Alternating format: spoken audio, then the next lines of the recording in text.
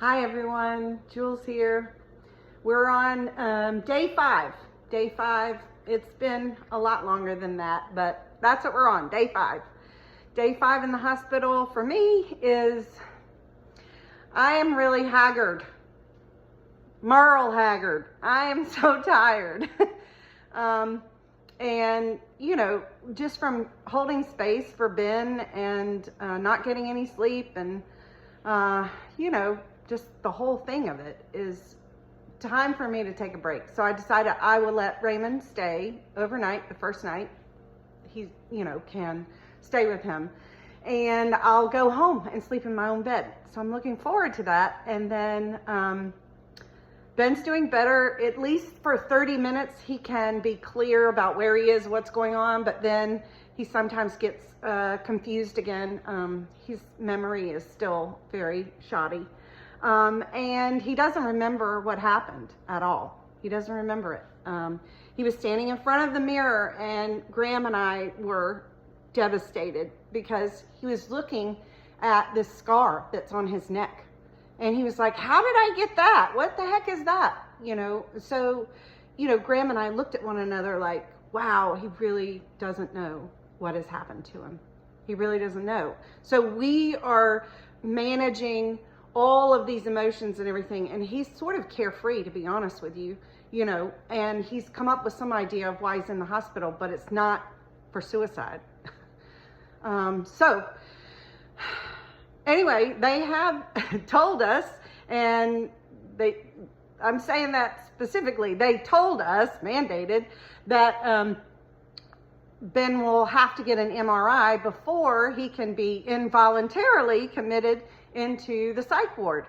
So we are slated to get an MRI on this day, and I'm going to wait until it happens because, you know, it's a little bit scary. You have to go in there, and a lot of times people can't handle it, being in that small space and sitting still. Anyway, so there's that, and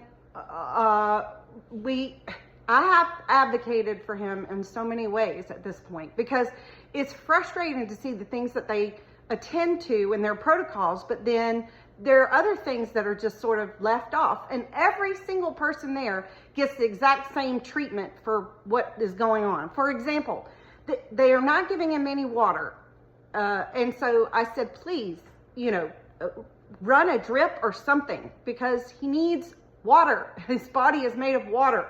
And I think there was some reason why they didn't want him to have too much water, but he needs some water.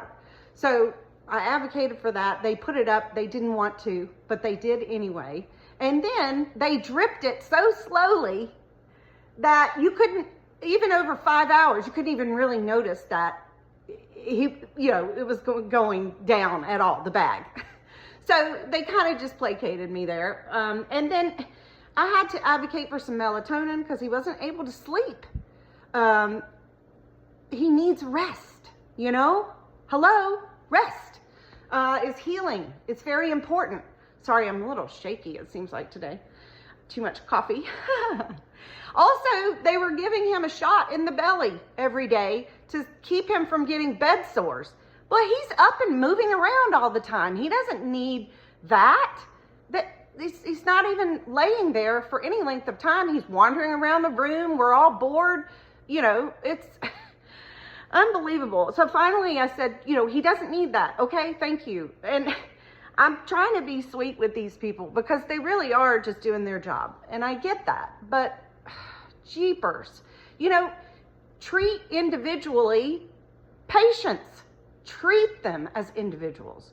They're all different needs, they're all different ages and all this. And you don't just do the one size fits all, please, you know, really. So at any rate, I went home. It was wonderful. I finally left after the MRI was not successful, and I'll tell you about that later.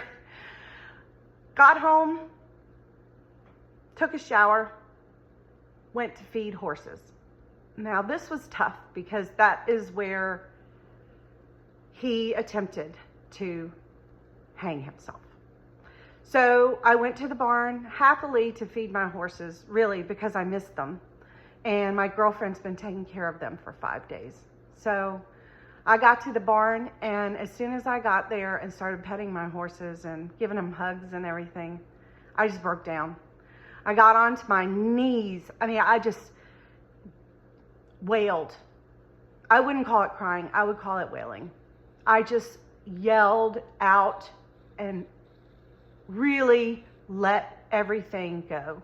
And I don't even know how long I did that. It could have been 10 minutes, but I did it until I didn't need to do it anymore. I just wailed.